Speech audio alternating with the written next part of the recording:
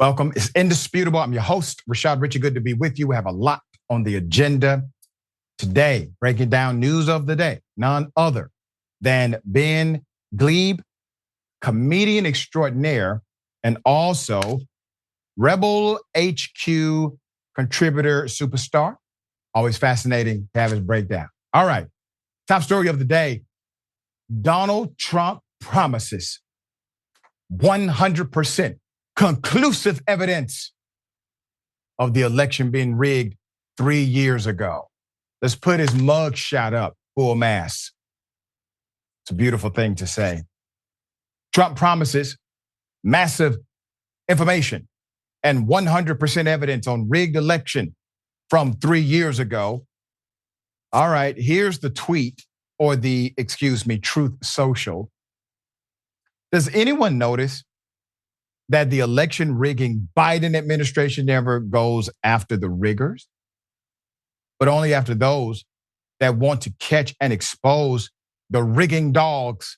Massive information and 100% evidence will be made available during the corrupt trials started by our political opponent. We will never let 2020 happen again. Look at the result. Our country is being destroyed. MAGA.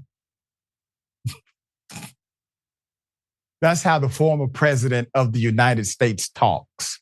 Let's put his mugshot back up again. Why am I putting his mugshot up?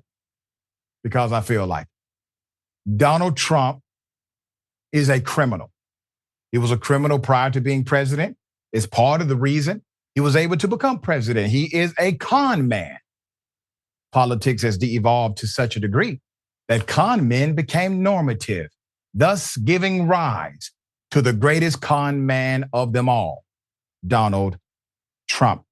Like any good conspiracy theorist, according to Colby Hall of Mediaite, former President Donald Trump knows that the question or allegation of something is more important than the proof. Why is Bigfoot still a thing? Because no one has yet proven that the weird man-ape creature does not exist. The same can be said of allegations that the 2020 election was stolen, as Trump and his minions continue to prattle on about.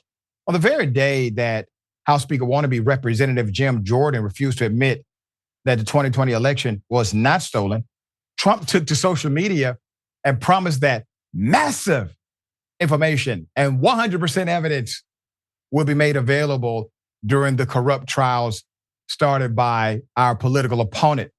Will it now? Trump has forever claimed he lost. Trump has forever claimed he lost his re-election bid, not because he's a loser, but because some other nefarious forces came into play. Okay. And Trump's insistence that he is the victim flies in the face of even his most senior administration officials, who basically said, that's BS. So remember, former Attorney General Bill Barr called his claims bullish.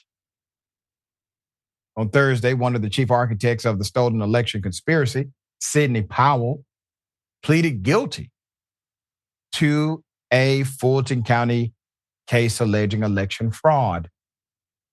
Sidney Powell will also be testifying. The number of supporters are vocally in line behind Trump's BS claims is getting smaller and crazier. But here's the thing. Sidney Powell, Trump's former attorney, one of the most hardcore conspiracy theorists, well, that person is now turning state. That's what we call it, snitching, willing to testify against Donald Trump or other cronies involved in this masquerade. They engaged in significant misconduct, significant federal and local violations, and basically Sidney Powell has admitted as such. Sidney Powell is also an unindicted co-conspirator in a federal case. The reason why Sidney Powell is unindicted is probably because Sidney Powell is a cooperating witness there as well, or will be very soon. It is interesting to note that facts do not matter to those who support Trump. Trump is aware of this. Jim Jordan is aware of this. And every feckless leader in the conservative movement is aware that they have created such a distance between truth and people that it has allowed for Donald Trump to rule their political class. All right, Ben, thoughts here?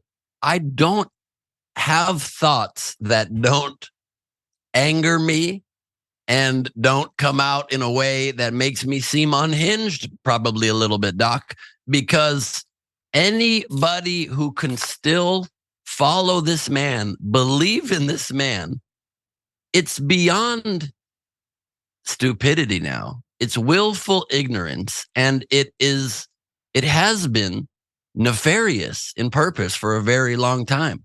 He tweeted or posted, I don't even want to ever say quote unquote truth social, because he literally called a thing truth so he could say lies and it would be called truths on the air. Yep. He posted on his defunct fake ass platform there would be 100% proof and evidence a few months ago already, and he was about to release it. They only got the press conference. Then it didn't come out with it. Then I'm told I shouldn't release it. You don't have the evidence, bro. The only evidence you have is that you're as fake as your tan. You're as fake as your hairdo. You're as fake as the clothes you make in China, but claim you're about America first. He's the fakest person in the world, which would be a horrible enough quality if he weren't a traitor to the government of the United States of America, and praise to all that is possible that he ends up in jail. So if you still follow him, you're beyond reproach, you're beyond reach, you're too far gone. And I hope you find a rocking chair somewhere and just go back and forth and say all work and no play makes Jack a dull boy. That's all you got left. Yeah. Developments to come.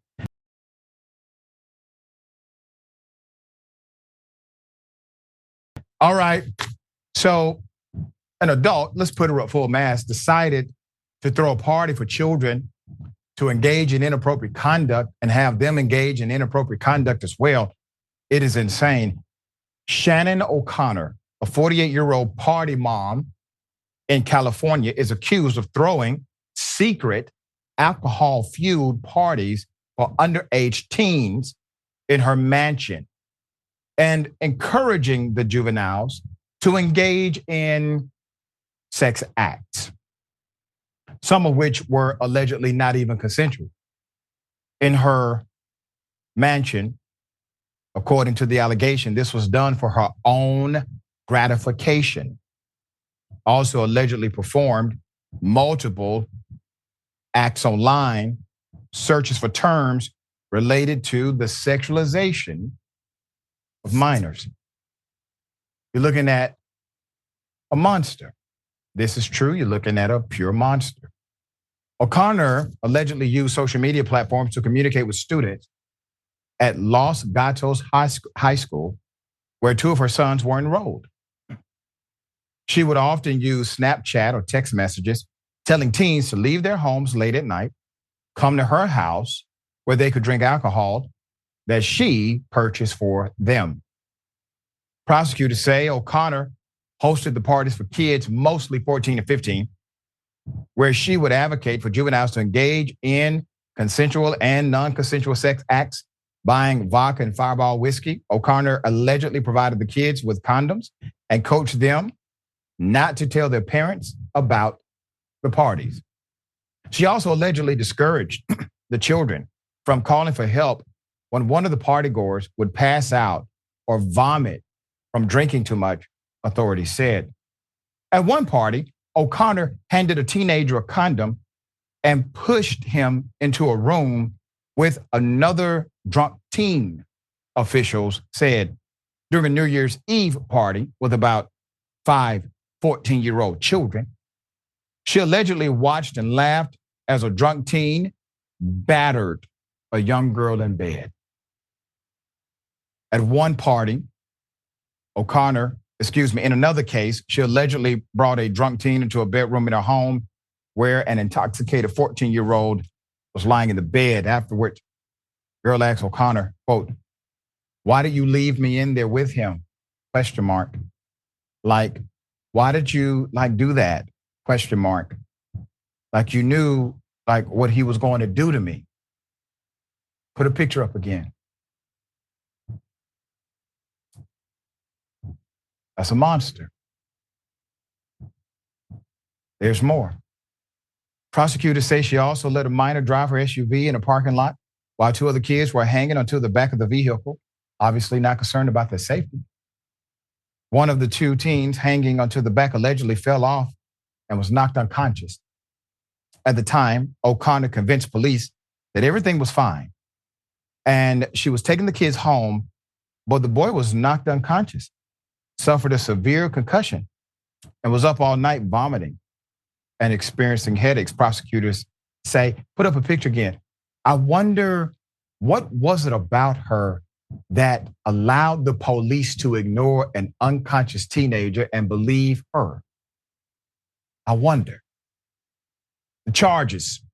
O'Connor, whose 15-year-old son is one of the victims in the case, is currently facing 39 criminal charges, including felony child abuse, sexual assault, sexual battery, annoying or molesting a child, and providing alcohol to minors.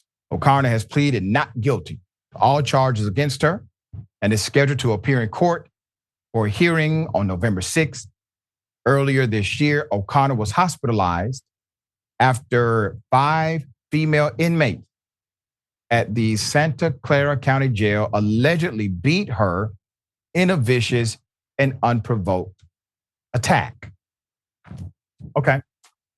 So where do you start? Well, let's start with the fact that at one point there's adverse police interaction. A police officer has the opportunity to stop a whole lot of this from happening in the future if the cop looks at the evidence.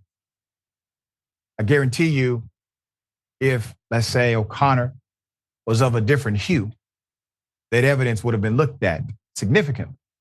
How many times have we seen police officers engage in extreme action against a black mother for nothing, for what turned out to be nothing? This was a something. And somehow she was able to talk herself out of any criminal punishment or penalty. And then the severity of it, the extreme nature of this, having them come to her home, her mansion, involving her own children, engaging not only in this extreme criminal behavior, but setting up individuals under her authority to be violated as if she's their friend. You can trust her. And then she lures you in and sets you up. This is a monster, in my humble opinion. I do these stories to remind everyone that monsters come in all shapes and sizes and will typically engage in behavior in order to be trusted by those they victimize. Ben, thoughts? Doc, she was beaten in jail, it said, in an unprovoked attack. I wouldn't call it unprovoked. She provoked it by being somebody who decided to ruin the lives and innocence of so many children that were trusted to her care, including her own children. I mean, monster is putting it lightly. She is a depraved, disgusting devil of a human being. And you're also right. You know, the cops came there and what did they see? Oh, just a child that was knocked unconscious from falling outside of a car. You don't get knocked unconscious when you're inside of the vehicle. It happens when you're hanging off the back of the car. It's the most endangering behavior possible. You couldn't find something worse. I guess maybe it's not as bad as finding a little bit of weed in someone's car who is not endangering the lives of any unconscious minors, but it's close. Yeah. Obviously, this is going forward in the criminal justice system. She has pleaded not guilty. We will follow this until its completion.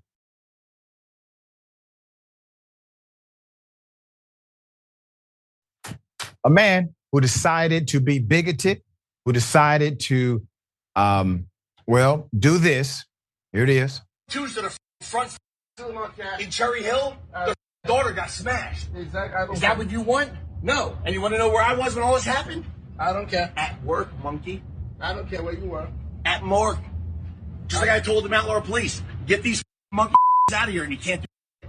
That's me talking. 3602 Gramercy Way, that's where I live.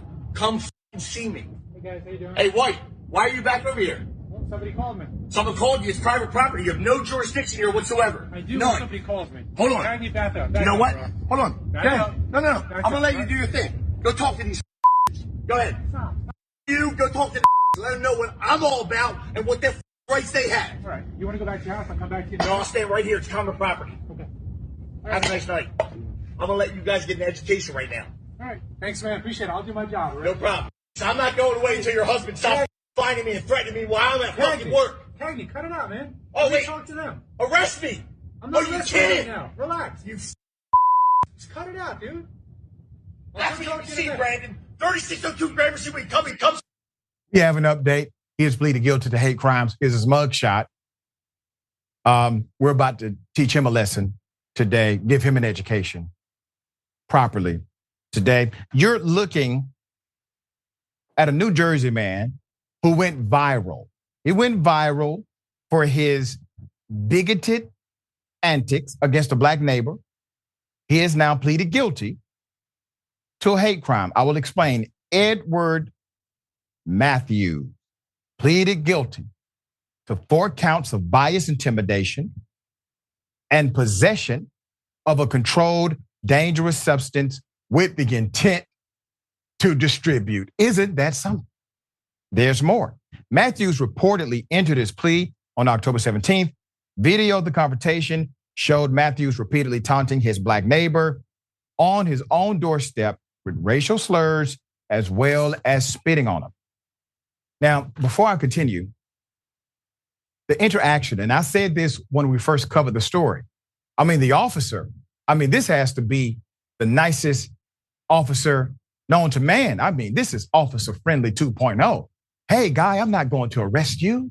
No, that's not why I'm here. That has never been said to a black person who's being aggressive. You have a white male, this man is out of control. This man is non-compliant. This individual is absolutely primed to be arrested. But he literally gets the okay, hey, I'm not going to arrest you. How can you make that conclusion, officer? You don't know what this man has done because you have not assessed the scene yet. And you don't know what he's going to do. But you can conclude there is no arrest that's going to happen. And as soon as the officer says this, the man became emboldened. He was more empowered, more vicious, more racist. He is now pled guilty. According to CBS News, one neighbor said that Matthews had previously used a BB gun to shoot out his neighbor's window. He also smeared dog feces all over their car.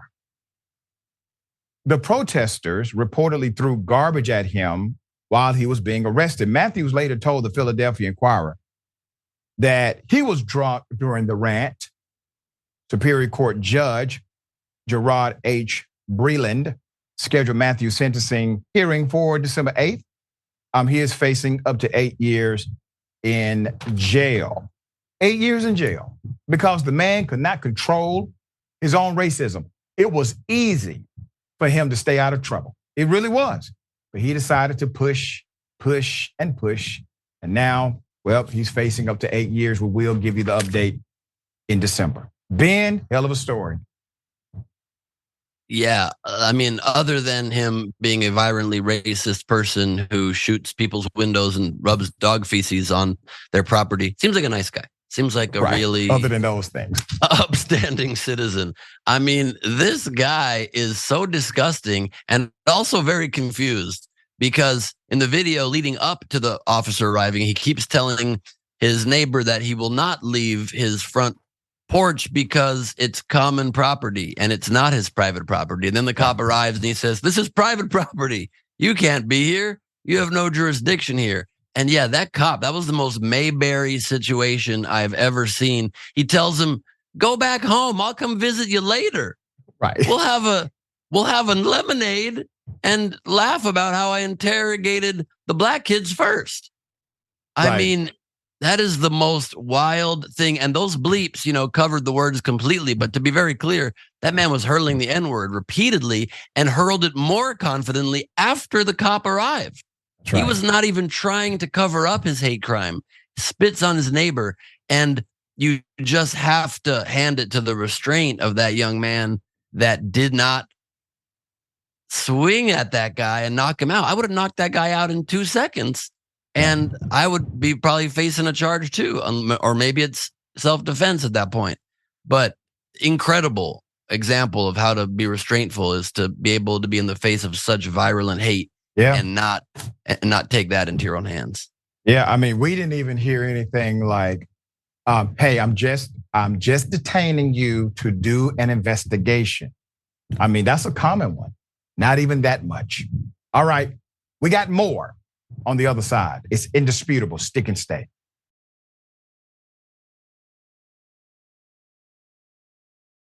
All right, welcome back. Good to be with you. We have a few comments.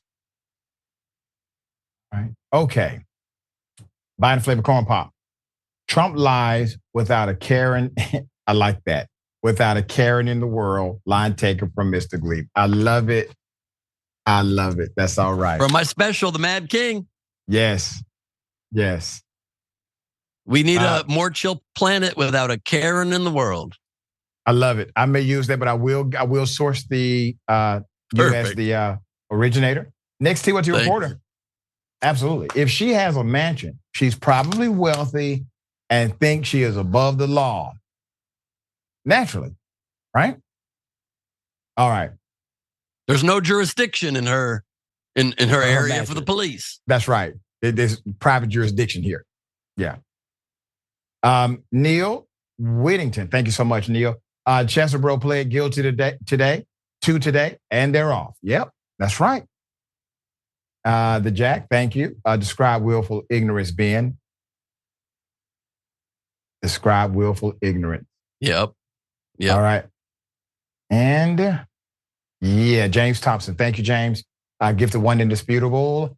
We appreciate you doing that for a new member. Thank you so much. Got something for you. Ladies and gentlemen, I wish you Karen Wood. You want to call the police on them for having a barbecue on a Sunday. I feel free! Back off! I'm going to tell them there's an African-American man threatening my life. I'm scared for the drug dealers. I mean, the people who look like drug dealers with tinted windows. I'm scared. Oh, so you're racist is what you're saying. I'm not racist. Yes, you are. You're profiling us. You don't know me. I live in the neighborhood. That's fine. And I will be calling the police. How about that? Do that. You're fine. Okay. Call the police. Call the Call police. them now, honey. That's fine. You can call the police. Call them now, sweetheart. Go ahead. We will. I'm scared for you because you almost tried to run me over. You are. What are you talking? We're still at the stop sign. Right here. I did not move at all. What are you talking about? You were holding on what to are you the talking pole. about? Babe, that's fine. Your car's way past the line. Because we're trying to turn. There's no stop sign. We can't see around the corner. This bitch make no sense. Be careful of what, honey? By that, be careful. That's all I'm saying. Of what? Of what? People who are dealing drugs, be careful. Okay, and you're accusing me of doing that? No. Yes, you did. You said you look like a drug dealer. Your car's tinted. I live in this neighborhood. No, that's fine. No, you be careful. No, that's not okay. That's fine. That's fine because I'm trying to turn. Okay, so don't do that. Don't do that. Listen, I can tell there's something going on. Honey, go home. Go home. Okay, that's fine, but go home. Do not do that. Don't do that. You're going to talk to the wrong person. No, you be careful. You be careful. You're talking to the wrong one. Oh my God. Did that just happen to us? It just happened to us. What the just happened? This is Vernon, Connecticut, y'all. Yep. In the midst of situations like that, you can find it quite hard to believe that you're in the middle of defending your existence. Now, I will say this. I don't know if the individual had something else going on or not, but I will remind people, when we say things that are extreme, when we talk in ways that are, bigoted, there are impressionable people listening to the rhetoric. Now, according to this narrative, according to the person in the community, she correlates tinted windows with drug dealers. Now, where would she get that idea from? How does that become a connector? Okay, I do think the person on the pastor's side did a great job trying to explain, no, this is not a drug deal. We are not drug dealers. And that's racist what you're saying because it's profiling.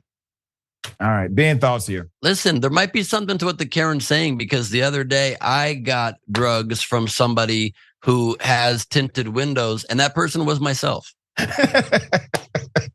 So I got some edibles from the store, and apparently I've been dealing to myself for a long time. This Karen was spot on. I mean, if she was really concerned about having almost been hit, just say, please be careful when you are crossing intersections. Don't need to also throw in, because you look like a drug dealer to me because I am a bigoted old lady. Right. Yeah, that was interesting. All right. Be careful. I don't want you to get an intent to distribute to yourself charge. You know? Thank you so much. Don't worry. I will pass it to myself very sneakily. All right, there you go. There you go.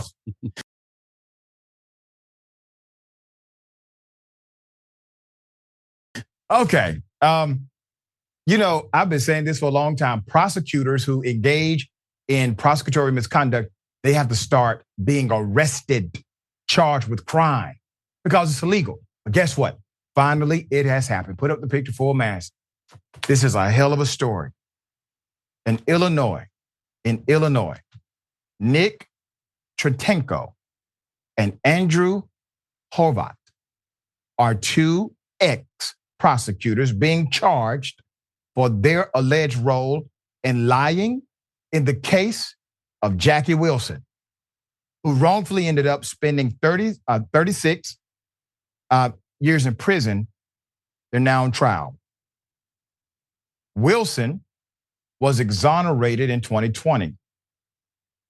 So Nick Tretenko faces charges including obstruction of justice and perjury, and his co-defendant, Andrew Horvat, was charged with official misconduct. Wilson endured decades behind bars for killing two Chicago cops, a crime he reportedly never did. But his now deceased brother actually did the crime, and they knew it. We brought you this story a while ago. Wilson, ironically, his brother, Andrew, were arrested in 1982 concerning the deaths of officers William Fahey and Robert O'Brien. They died from gunshot wounds. When Lieutenant John Burge and his team interrogated the duo, they were tortured and ultimately forced into making false confessions after getting brutally beaten, according to a post from the National Registry of Exoneration. They were allegedly punched and kicked and received electric shocks. At one point, Andrew was burned after being tied to a radiator.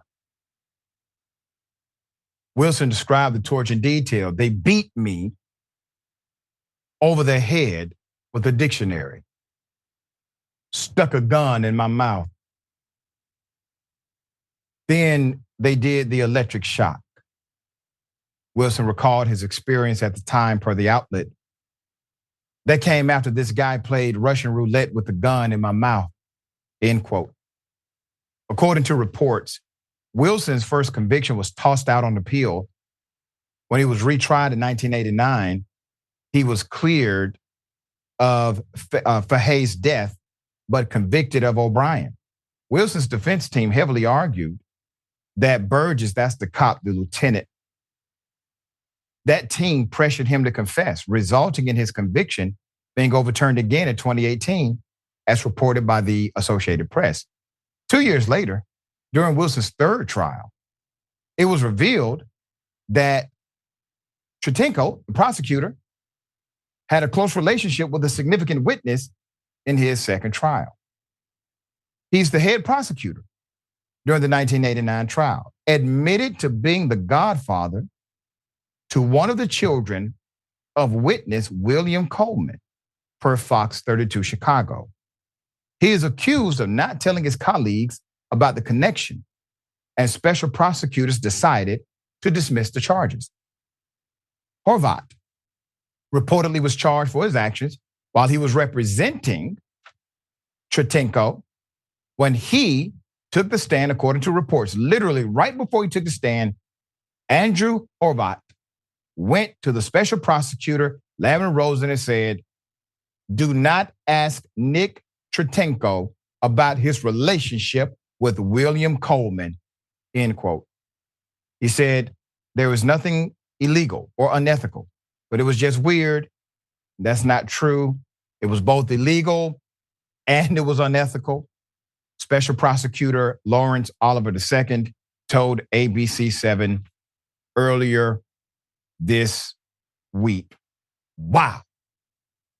It took all of this to finally get two prosecutors to face the criminal justice system. Now, this is a huge story because it's abnormal. A police officer will be prosecuted at times for misconduct, not to the tune that they typically commit misconduct, but a prosecutor is rarely ever before a judge in a criminal proceeding. But how many times have we covered stories of exoneration right here? And we clearly see how prosecutors engage in the legal activity, working hand in glove with the law enforcement who also engage in illegal activity.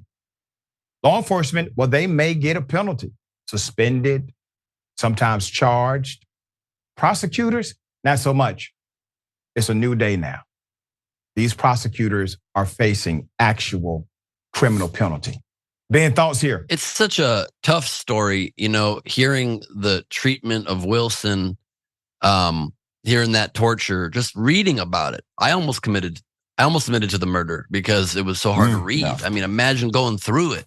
So obviously you can't take anything said during duress like that seriously, let alone as evidence. And I can't fathom being in jail for a month of my life for something I did not do, let alone 3.5 decades of your life. It's just unconscionable and horrific. But I'm not surprised when I hear things like this because we all know how broken our systems are. But I am surprised and pleased the few times when you do hear something like this. Even decades later, justice can still come. People can still be held to account for their actions. And that's a little bit of good news, a little bit of hope, as you say, that times are changing and people are being held more to account. And the times when it happens are times to really, really appreciate those moments, not just for the potential punishment coming to those prosecutors who were corrupt, but because if it becomes a culture of holding corrupt prosecutors to account, they're going to stop being as corrupt. They're going to stop prosecuting in unethical ways. And that's a benefit to all of society.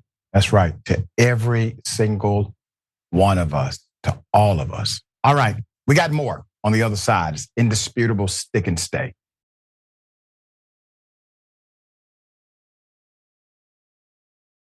All right. Welcome back. We have a lot of show left. Let me read some of these amazing comments. I'm kind of pressed for time, so I can't read them all, but thank you to everyone who joins the show. All right. James Thompson, thank you for that, James.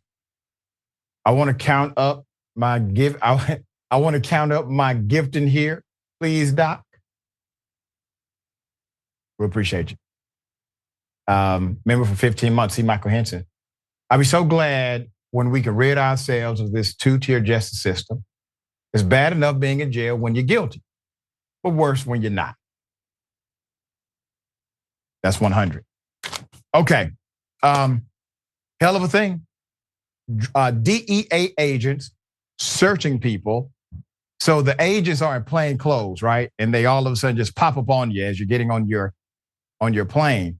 Well, an investigative journalist decided to do the same thing and investigate the investigators by dressing in plain clothes and putting the investigators under investigation. It's a hell of a story. Atlanta's News First did a remarkable job on this. Let me give you a reminder of the kind of thing that we're talking about. Here it is.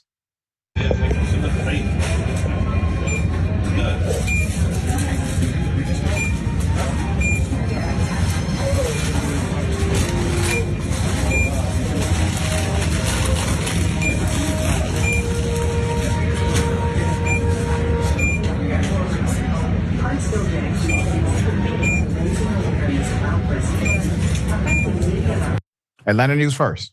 All right, let's put up the picture full mass of their reporting out of Hartsfield-Jackson International Airport. You see the gentleman here.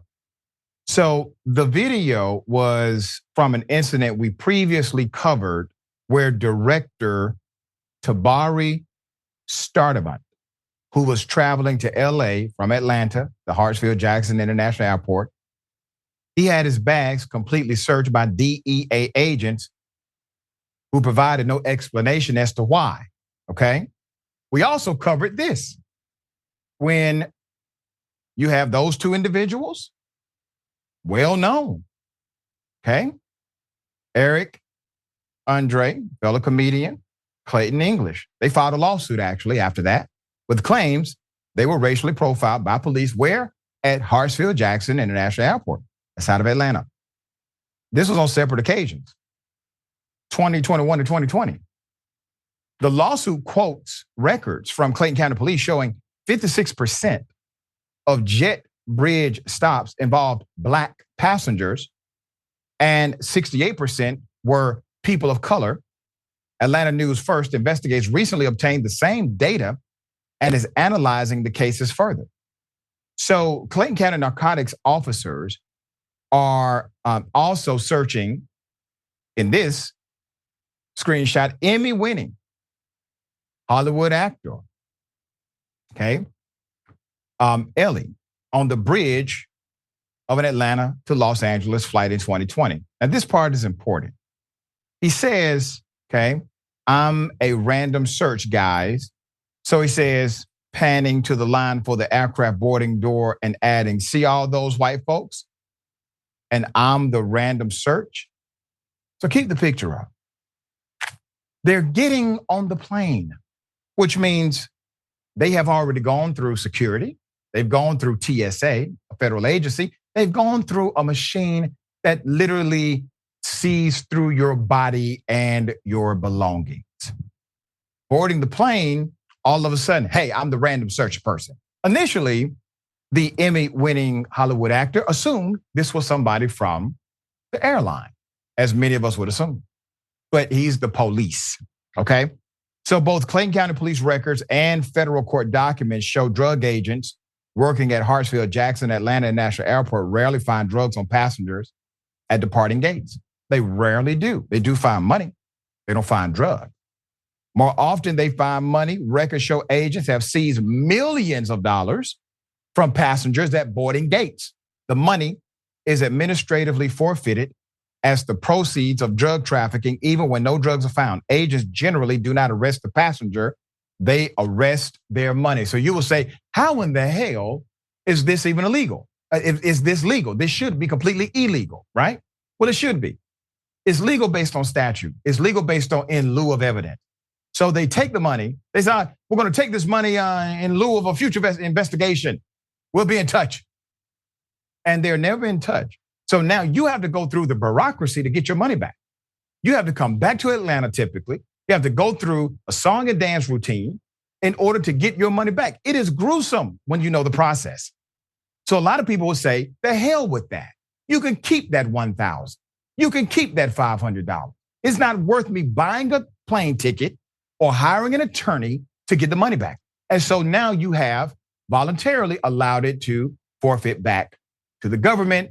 They keep it, and they actually just did a legal but illegal fundraiser. See how it works? Okay, there's more. Atlanta News First investigates, found dozens of cases filed in federal court, styled USA versus some amount of currency. Passengers must file a claim within 45 days of receiving official notice. The government has seized their money or is automatically forfeited back to the government. who seized the money in the first place. Most cases never go before a judge. This is all done by way of what's called administrative policy, okay? Technically, the burden of proof is on the government to show by a preponderance of the evidence, more likely than not, that the money is from drug trafficking. In practice, based on court records, passengers are forced to prove their money innocent on the spot at the airport gate or is seized as drug proceeds. After drug agents find money, passengers are forced to pull up bank statements on their phones or otherwise provide proof money is not from drug trafficking. That is not how this is supposed to work. So let's say this happens to you and you tell the federal agent, I'm not answering questions. I have the right to remain silent. Check the bag all you want. I'm getting on my plane. Oh, must be drug money. We're going to seize it. There's more. Merely flying from Atlanta to Los Angeles is suspicious, according to multiple probable cause statements, because, quote, it's a known drug trafficking route. Really? Atlanta to LA is also a popular route for film and the television industry. Several of the innocent passengers who talk with Atlanta News First investigates are in the entertainment business. There's a strong incentive for drug agents to search bags for money at the airport, even when drugs are not found. Their agencies get to keep the money through a memorandum of understanding with local police departments, such as Brookhaven's. The DEA gives police a cut of the proceeds from the money the task force officers seize. Oh, there's more. Brookhaven police have received more than $100,000 from the DEA since its department assigned a Brookhaven K9 handler and his dog to the drug task force a little more than a year ago. The police department is 14 miles from the airport and in an entirely different county called DeKalb County. How does that work? Who the hell knows? There's more. Let's put him up. Sergeant David Fikes, who is featured on the Brookhaven Police Department's Facebook page, even though he is conducting plainclothes drug interdiction operations at the airport and elsewhere. So the sergeant has been involved in the seizure of $1,163,000 plus. That's according to records Atlanta News First investigates obtained through an open records request. His department's cut is about 9% of that money. But Brookhaven is responsible for his salary, police car, K9, and other expenses. Are you getting the picture here? Innocent people who were searched at the airport said they were unsure of their rights to decline a search by police at the gate. Airline passengers must submit to a security screening by TSA or else be denied entry into the airport secure area under federal regulations. Passengers can be denied boarding for declining a security screening, but passengers don't surrender their Fourth Amendment rights against warrantless searches by police just because they're at the airport. According to multiple analysts and court documents, the DEA officially calls its stop and searches at airport gates cold consent encounters. Passengers are free to end the discussion and walk away, according to the DEA, even if they are unaware of those rights. But let me tell you how they do it. They would say something like, hey, listen, either sign this consent or I'm going to find a reason to get a warrant to search your bags. And that means you are going to miss this flight. And so you say, go ahead and search. Well, you sign the consent then. You sign the consent. And they take your money. And they say, board your flight. 45 days, you can get your money back. Just go through this process that we know good and damn well you won't. Wow.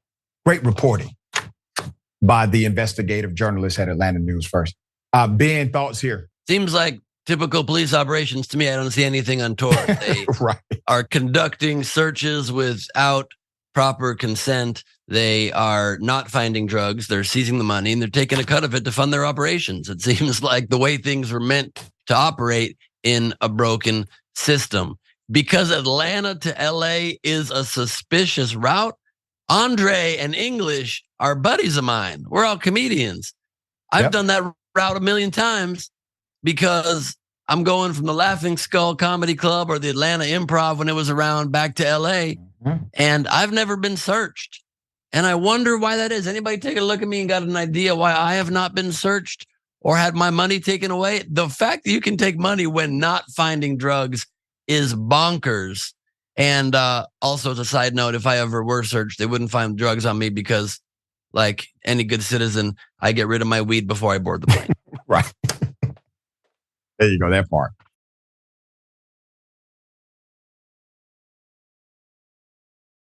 Okay, we're going to bring you updates as they come. Obviously, this is a developing story. UK cop. So the police, they decided to do this to a child. Here it is. Put up the picture full mask.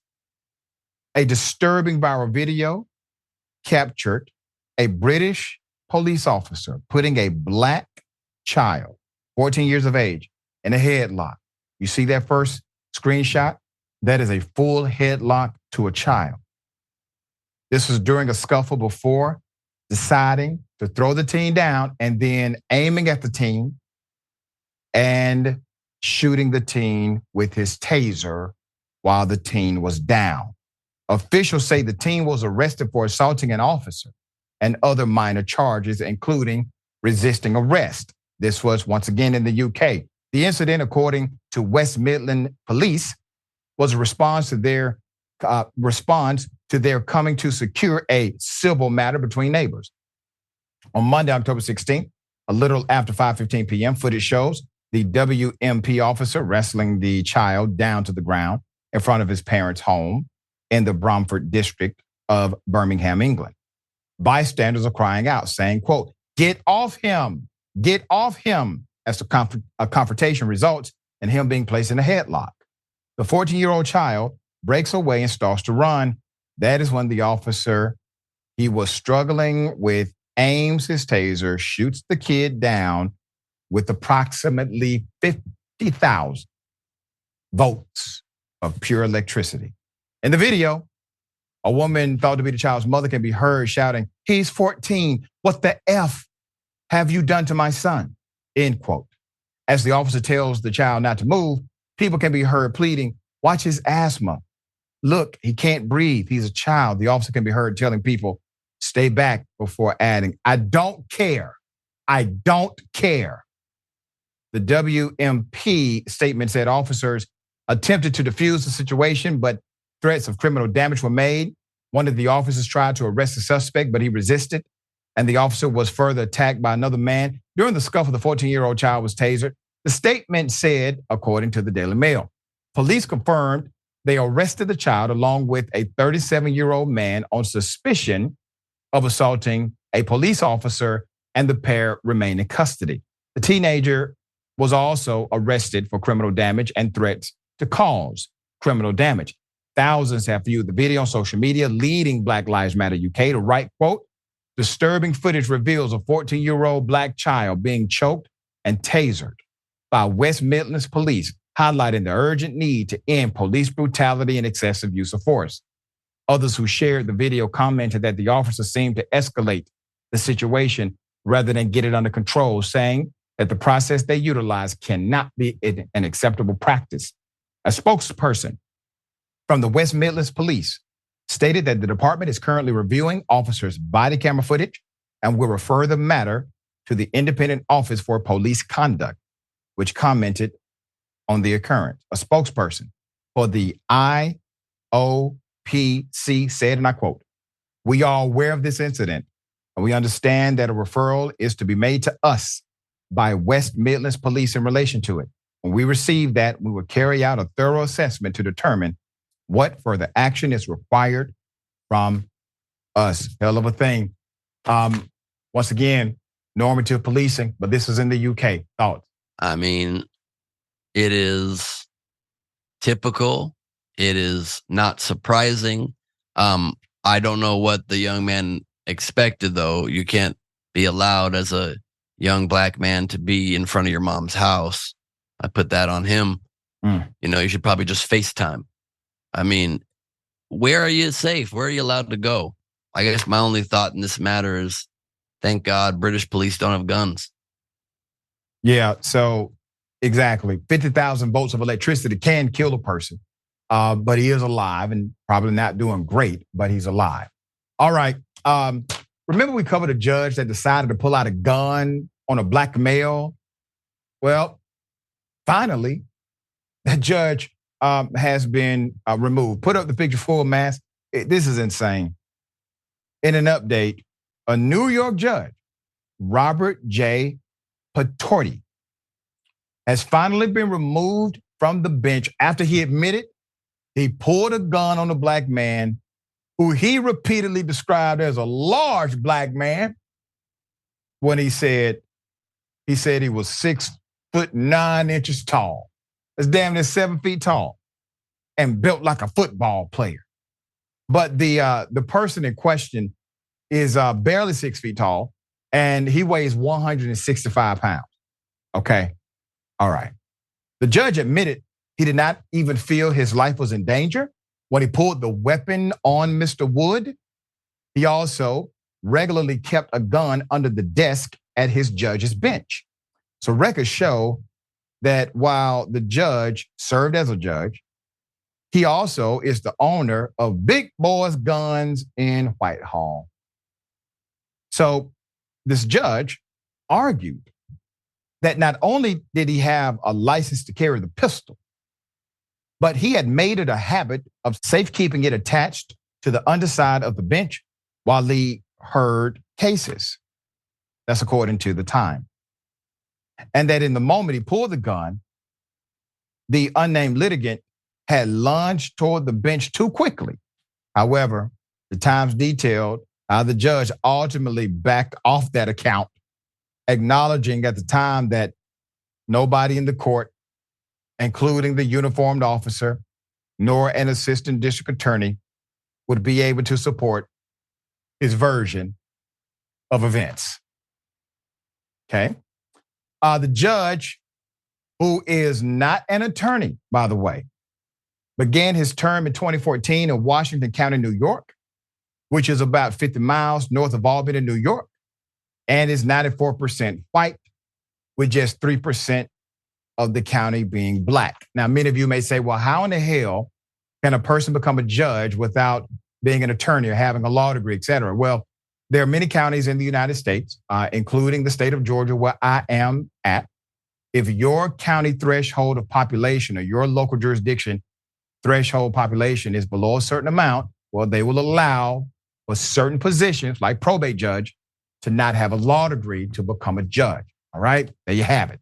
So the commission's administrative council wrote in the decision that the judge had, quote, exploited a classic and common racist trope that black men are inherently threatening or dangerous, and that his actions at the time and afterward demonstrate bias.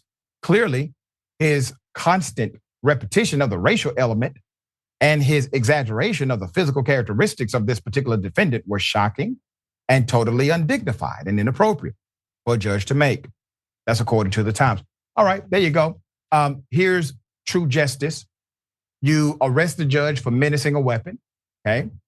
You arrest the judge for violent intimidation, menacing a weapon.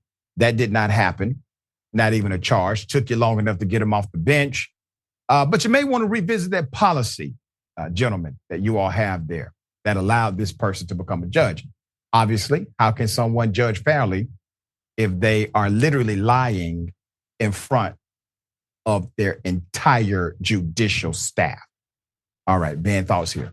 This is what happens, Doc, when instead of having a lawyer as your judge, you have the proprietor of Big Boys Guns. Right. I mean, that you could have seen this coming. Really cool. Calling a man who is 6 feet tall, 165, a big black man. I mean, I'm a bigger black man than that man was. I'm 6'1" and was recently 223. I'm down to 193 now, and that's me skinny. 165.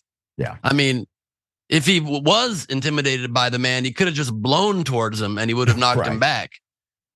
Pulling a gun is appropriate in no respect in this case. A judge shouldn't have a gun in the courthouse in the first place. And it's good that justice at least came and removing him from the bench It only took basically a decade. Right. Yeah, I finally caught up with him. All right. Always a pleasure, dear brother, having you on the program. Tell people how they can follow you. Check out your great work. Thank you, Doc. On October 28th, I'm doing my 4th annual Gleib Off the Top Halloween Spectacular, my Halloween special. Join me live and virtual at nowherecomedy.com, choking on my excitement there. And follow me at Ben Gleib on Twitter and mostly on Instagram, where I post far too much and I get too much joy out of it. And also a lot of pain. But much more joy, right? Absolutely. There you go. It's that masochistic pain that I can't get enough of. That's right. Always a pleasure, man. Until next time. Okay. The bullpen is next. Stick and stay.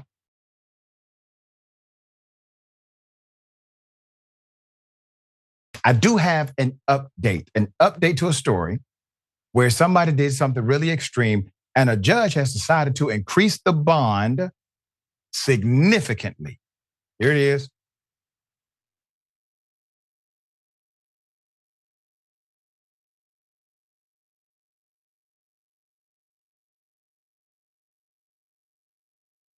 Biker who attacked a vehicle. Cody Haran. All right, let's put the picture up full mass. This is an interesting update, okay? Cody Haran damages Nikki Bullock's vehicle and then decides to wave a gun during a confrontation. A judge, instead of decreasing the bond of the 26-year-old Cody, has decided to increase the bond of Cody. The Philly biker was caught on camera damaging a black woman's car earlier this month, per NBC affiliate. His bond was raised to $4 million on Monday. So Cody is currently charged with recklessly endangering another person in simple assault, per the outlet, and is set to attend his arraignment on the 30th of this month. Let's put her up. The 26-year-old was identified as the attacker who smashed out the back of Nikki Bullock's vehicle near City Hall. This was after 9:30 p.m. on October 1st. After eyewitness video and tips aided authorities, Bullock's girlfriend and her children were inside the car while she was completing an Uber Eats order. Let's put it up. So you got the recorded video captured Cody on top of the car before smashing the rear window and then hopping off. This is basically terrorizing multiple people inside of their vehicle.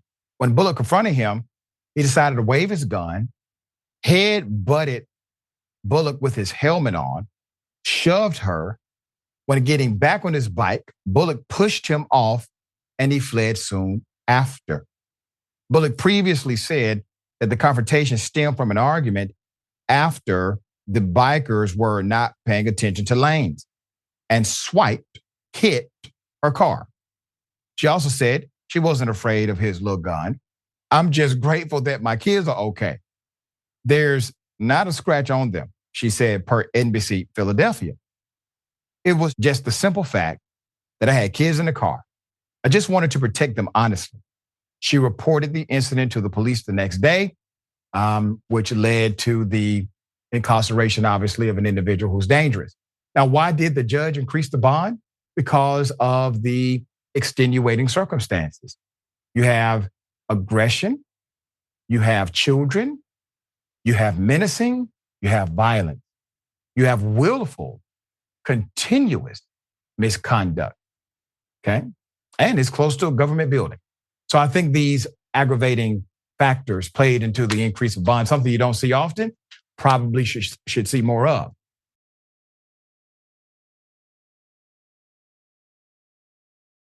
Jada Pinkett Smith, Will Smith, his children rumored to feel sorry for their father. I think we can all understand this, but let's launch into the latest details, shall we? According to Page Six, Willow Smith and Jaden Smith want privacy for their parents. A little hard to walk it back. The siblings reportedly feel bad for their dad, Will Smith, as Jada Pinkett Smith continues to make bombshell revelations about their marriage as she is promoting her Worthy memoir. Really unbelievable, the details that are just kind of spilling out, or I'll say she's regurgitating them. Here we go. They know he has been going through a lot lately, and this isn't helping, a source told Entertainment Tonight Monday of all the recent headlines about the couple's secret separation. They wish some of their family's private matters remained private, insider claimed, alleging that Will, 55, has been trying to stay busy by hanging out with good friends and his kids. Page 6 with the reporting here. The source added, he's trying not to let any outside noise impact him. Will loves Jada and feels like he has always had her back and always will. He has been trying to be supportive while also taking care of himself. Willow and Jaden's rep has yet to respond to Page 6's request for comment. And didn't they just say they wanted privacy for their parents? But hey, Page 6 with the reporting there. Despite fears of the family breaking apart, Jada, while speaking to Hoda about her memoir, Worthy, claimed that despite separation, the parents are working on their relationship. Both at the same time. I mean, you're on a tour talking about your husband and everything, all the dirty deeds, talking about another man, a dead, iconic rapper, working on the relationship. The Today Show, there, you see her. Let's go to the video. See for yourself. If you find another great love, or if Will finds another great love. There's no finding another great love. And I think that's the point. It's like we are in a place now that we are in a deep healing space. And we are really concentrating on healing the relationship between us. So it may not be the divorce on paper anymore? There's no divorce on paper. I mean, not on paper. There might not be a divorce in theory anymore? Yeah, no, we really have been working hard. Oh. See? Okay. Well, I didn't know that. I was trying to take. Well, I totally missed that on the whole. That's the whole thing. So wait, just so I'm 100% clear. You were divorced, not on paper, but now we might be a point where we're back together. We are working very hard at bringing our relationship together. Back to a marriage again. Back to a life partnership. Yes, because here's the thing about husband-wife marriage for me, my healing process. I came into that with very specific ideas, right? Very specific ideas that were blocks to me just seeing Will as who he is. He can't be this perfect, idealized husband. Yes, of course. I have to be able to accept him for the human that he is. He accepts me for the human that I am, and we want to love each other there. Okay, so you might live in the same house and have the same. Yeah. Okay, so Will Smith didn't have a song called Dear Mama, okay? But remember when Coke changed the formula? And it was New Coke, Classic Coke, Brilliant Coke, whatever Coke. They walked it back because they said, you know what? We have to send a clear signal here. Divorce, no divorce. I don't know what she's saying there. Despite praise by some, well, you've heard it. You've been talking to people, I'm sure. Many people are tired of this entire drama. Can y'all please take us out the group chat? All your business, we don't need to know that. I don't care if it's a lie or if it's all facts. Can y'all please just take us out the group chat? Somebody tell Jada Pinkett Smith to leave us alone. Why? Why you keep giving us stuff we don't ask for? She's doing a book tour right now. I guess the book is called How to Publicly Embarrass and it's probably a great read. It's probably going to be a New York Times bestseller because if she don't know how to do nothing else, she knows how to publicly embarrass this man. At a certain point, you have to say, enough is enough. Ma'am, stop talking. Leave us out of it. Everything I know about this people's relationship, I have learned against my will. I'm so tired of knowing these people's business. Yeah. You ever I'm hungry, so I'll use a food reference, snacks, and you're eating the perfect tuna melt. And there's this nagging fruit fly that, you can't get rid of them. And it just keeps buzzing around your tuna melt. And it makes it so unappetizing. You're not even hungry anymore. We're not even hungry for one more nibble of this train wreck of a story. What's your take? Well, when it comes to Tupac, Tupac died when I was 4 years old. I'm 31. You know what I'm saying? He's been gone for a long time. The man's not around to speak for y'all's relationship. And at the time, Tupac was like 24 when he passed or something like that, 24, 25. Y'all were literally little kids when y'all were seeing each other. Everything you're saying, like he's not even around to defend it. But, furthermore, y'all ain't got to be together. Your kids is grown. You don't got little babies. You can break up. But what's most important is, Jada could get attention for like anything she wanted. She could start a foundation. She could start another movie. You know what I'm saying? Well, I think she produced Cleopatra or helped produce it on Netflix, and they like made her black, even though Cleopatra was white. But like you could do other stuff like that. You're beautiful. You could start a clothing line. But no, we got to do this. And it's kind of pathetic. Like I don't really know what else you want people to say. But y'all could just go away, but apparently that's not what they're going to do. Yeah, why do you have to pen this memoir? If you need someone to talk to, you don't have to pull out that broken red table. You could just start a group text, okay, with your girlfriends. You could pour yourself some wine. I don't think she likes it sweet like a lot of us do. Maybe Pinot, right? And you could vent, talk, you go to counseling. I find it, I don't want to use the abuse word, but for the reporting to be such that Will Smith has been supportive of her and he's trying to care for her while, sidebar, footnote, care for himself, is very telling about this relationship. And it is interesting because when you talk about Tupac, who's no longer with us, she obviously knew him. They had a relationship. We don't know, right? Only one of them is here to discuss it. I don't want to make the shade room, is it, Jackson? Yes. But I spent a lot of time with Tupac, okay? I spent a lot of time with him, sat across from him at this critical period in his life as he was incarcerated. Otherwise, he would have run away from me. But he needs someone to talk to, I guess, when I showed up. And he said a lot of things, and he wrote me some things, and he mentioned her, okay? And again, she knows him far better than I did. But the things that he revealed to me about this woman lusting after him, and there was another Hollywood star he mentioned consistently, it did not seem like this mutual surpassing eternity connection. That's a snapshot in time, and I'm just one nosy reporter, okay? I'm just telling you my memoir. What do you make of her, some would say, exploiting this rapper's, well, his legend? I think it shows that she has really low self-esteem in a lot of ways, not just for that, but for everything, because she also says similar things about Will, about how they're, endlessly together. They can't break up. There's no finding anything better. So, I mean, it's just kind of hollow, and when you look at her in the interviews and she's talking all slow because she's trying to walk people through it, but at the end of the day, it's like, like my parents, for instance, like they've been married for over 40 years. So it's not, and I'm just saying that to say like, there's quite a bit of people who have had longer relationships, longer marriages than they've been together, that have had better marriages than they've been together. And there's other people in Hollywood who have much healthier relationships. And again, typically, first and foremost, the only reason we talking about this at all is because they can't stay out the media. But I think that they would both do better to just get a divorce. It's really not that big of a deal. Y'all gonna be all right. Y'all been together. You saw it through. You got kids. Move on with your life and leave us alone.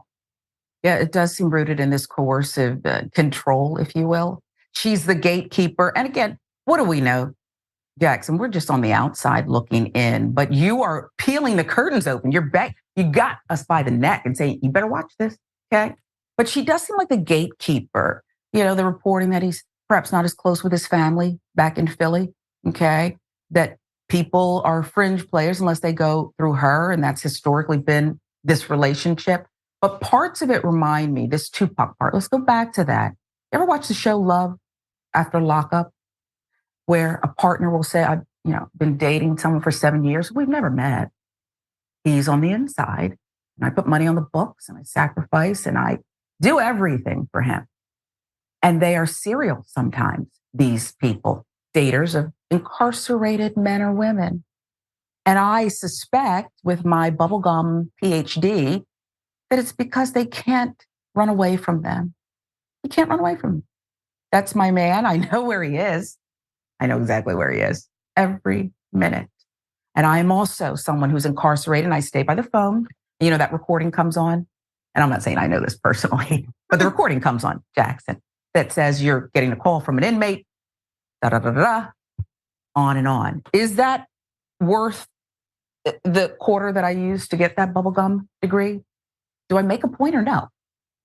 Well, your point in that, one, in terms of the man not being able to run away, but also, two, you know, having a sense of power and importance and purpose in that situation.